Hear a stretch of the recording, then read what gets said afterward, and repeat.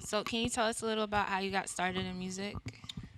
Um, well, to be honest, I've been making music my whole life. Like I know that shit sound cliche. Everybody probably say that, but like to be honest, like since I was a kid, me and my son right here, like we've been making music forever. Whether it's like rapping at the lunch table, whether it's like sitting at home and just like making a track together and not doing nothing with it, but having the idea of making music and shit. You feel me? Like we wrote our first song, and what was that? Like sixth grade. First song, I dead remember the lyrics, all that shit. I ain't about to spit it for you. It's a little, a little embarrassing, but I wrote my first ever song in sixth grade. I remember that. I tell you the name though. It was I used to skateboard and shit. Niggas would be surprised at that. I used to skateboard. It was called Keep Skating. You were a skateboarder. So, how has your image changed over the years since then? Because you don't look like a skateboarder anymore. I would say just being outside, like especially growing up in New York. I mean, I'm pretty sure every city got like, their area that they're called the trenches or called the slums or some shit like that. But growing up at first and just being in the house and seeing certain shit, you would see like that's one shit I saw a lot, skateboarding and shit. I see that on YouTube, different shit like that. I thought that shit was cool, so that's what I would do. But then going outside and skateboarding and shit like that, and then being around other niggas and like seeing, oh, these niggas is my age. We 13, 14, niggas is making money, niggas is doing this, doing that. So a lot of shit a lot of shit switched. Like it was a point in time where I got back to that again, but it was more so like I would say the style changed due to my environment actually being outside and experiencing my environment and shit like that. You feel me?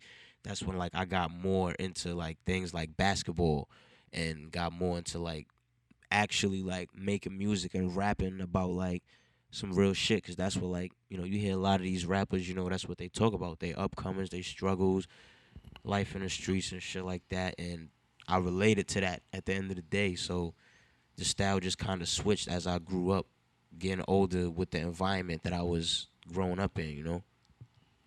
So, at what point did you start taking music seriously? Um, I would say, what year was that? Probably like 2015. That was my last year of high school. I had dropped a track. I dropped my first ever like official song. I had songs before that, but I never put none out. I dropped my first official song. It was called "What Cali Taught Me." You remember that one? That was my first song I ever put out.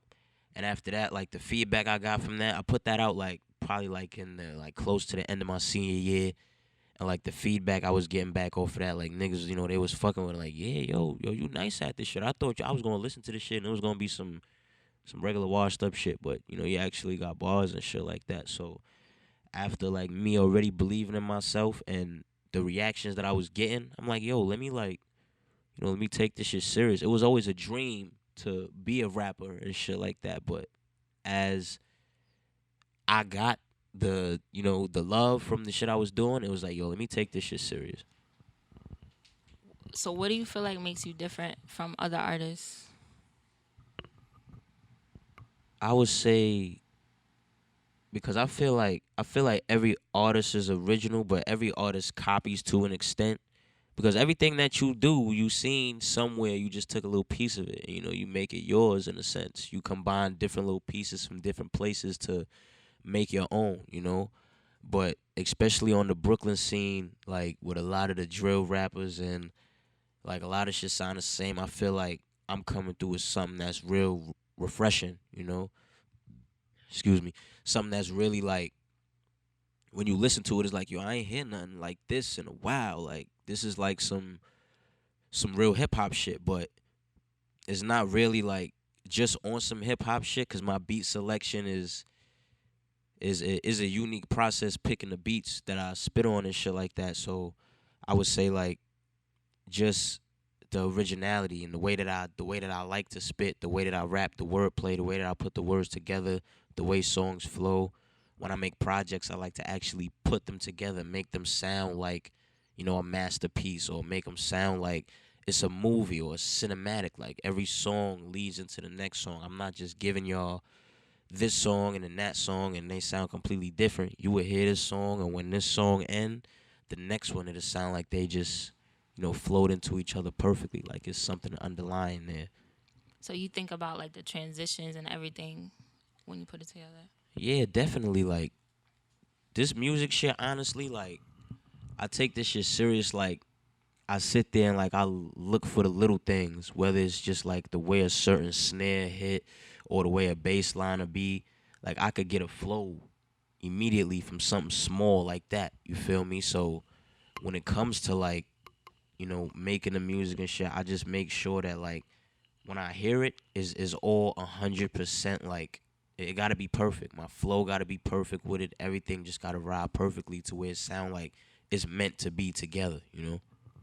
So being a perfectionist, do you find it hard to stay motivated, or like what are some things you do when you kind of like don't feel creative?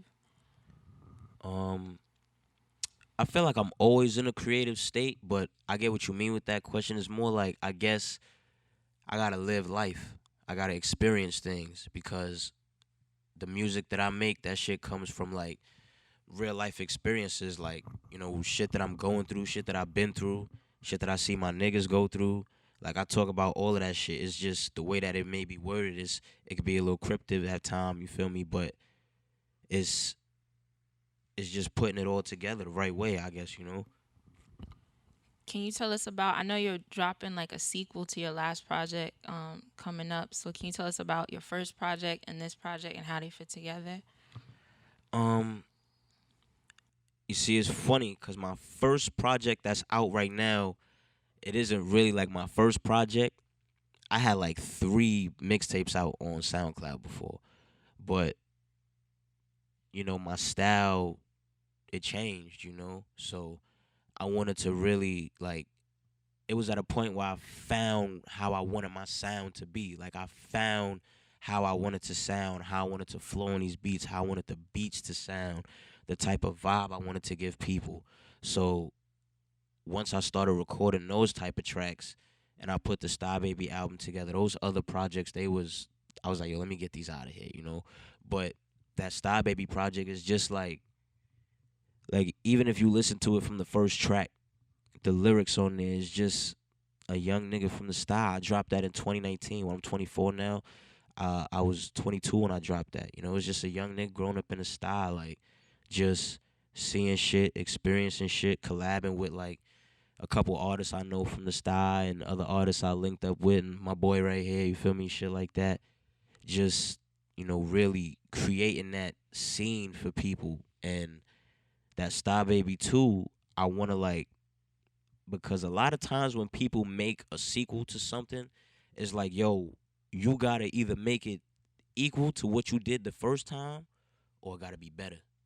So I'm trying to really like push myself to not just settle for anything, to really like get these beats and get this flow and get these tracks to really fit the memo of Star Baby. But before that, before the Star Baby project come, I got a little surprise EP that I did debut a couple days ago. It's called the Don Corleone EP. It's gonna have 4 tracks on there.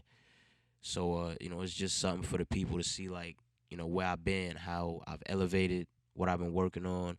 Just something to give the people because I haven't dropped a project in 2 years, and that Star Baby 2 is gonna come next year. So I'm gonna drop the Don Corleone in between just to give the people a little something to hear. Since I've been going for a little minute.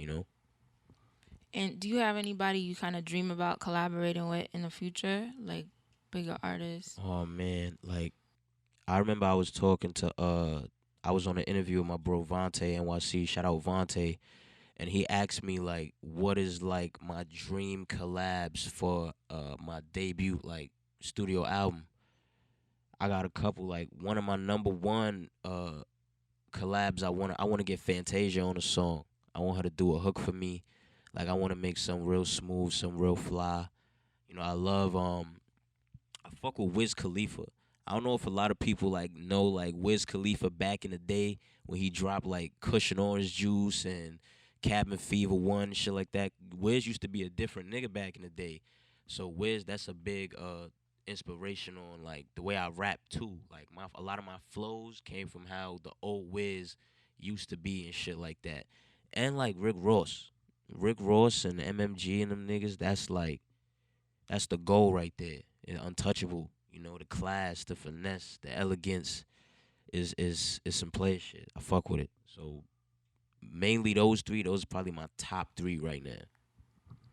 And my last question is, do you have any advice for other artists when they feel like quitting or just any motivation for everybody? Um I would say like, yo, this shit is like a long road, you feel me? It's a long road, like, you know, I'm doing my thing and all of that, but I tell everybody that come up to me and ask me for advice, you see me doing my thing, but I ain't really, there yet. You know, I'm still getting there.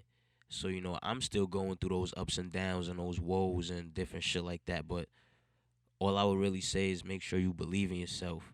Because if you believe in yourself, can't nobody tell you nothing. If you know you could accomplish this, if you know you could get this done, there's nobody in the world that could come between you and your dreams.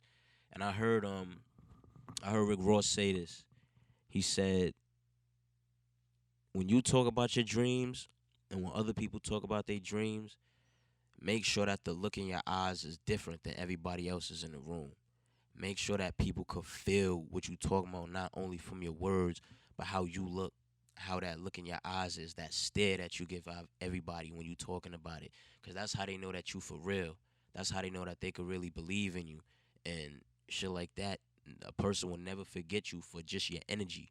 Like, it's so many people I met throughout my life, they was like, yo, you know, I done met a lot of niggas over here, but you the type of nigga I'ma remember because you stood out for some reason. Like your energy, it just stood out. Like it's like I'ma hear something about this nigga, whether it's good, bad, this, that, something. It's just something about you. So I would just tell anybody that's grinding right now, even if you just started, just start and don't look back. Cause at the end of the day, you way farther than you was when you first started. When you drop that first song, you in now. You know, you could quit, but it's like why quit? You never know, that next song, that next little move you make could be the one that be your big break. So just keep pushing. That's dope. That was good advice. And now, if you just want to do like a plug for yourself, so just say like, I'm Star Baby, and I got this coming out, and you're watching a plug's favorite, like something like that. Okay. It's Zay from the Star here, Star Baby, the Don Corleone, Bedford Stuyvesant's Flyers. Yo, make sure y'all go check out that Don Corleone video. That shit just dropped. YouTube, Zay from the Star Vivo. I got that Don Corleone EP is coming out soon. Probably next 2-3 weeks. Look out for that. It's gonna be a movie, son. We got a lot of big things coming up. Shout out Vontae NYC. We got some sneaky shit coming out soon. Sophie Sierra, shout out the Frame, shout out everybody, shout out the whole gang, shout out is Dre Bugatti, my boy. We make a move, son. Zay from the Star here, Star Baby. And then can you say, and you're watching a plug's favorite? Like, My fault, yo. We here right now with your plug's favorite. Shout out Issa, shout out the whole family. We here, we doing it big, man. Let's get it. all right, that's perfect. Thank you.